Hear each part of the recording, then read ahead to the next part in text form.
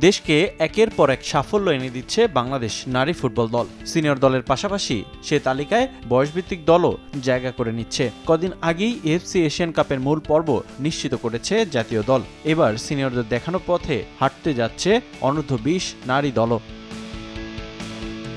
অনূর্ধ্ব-20 নারী এশিয়া কাপের বাছাই পর্বে নিজেদের প্রথম ম্যাচে স্বাগতিক লাওসের বিপক্ষে লড়বে বাংলাদেশ। ম্যাচের আগে কোচ পিটার বাটারের অধীনে শেষবারের মতো নিজেদের ঝাড়িয়ে নিয়েছেন সাগরিকারা। প্রতিপক্ষ তুলনামূলক শক্তিশালী হওয়ায় এই ম্যাচ নিয়ে বাড়তি সতর্ক বাংলাদেশ।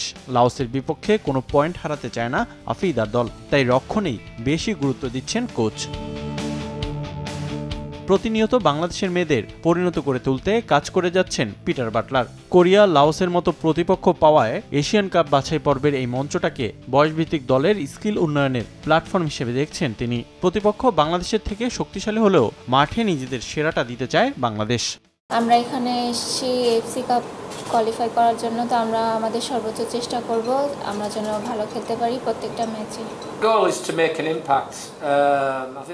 আমাদের লক্ষ্য ম্যাচে ইম্প্যাক্ট ফেলা।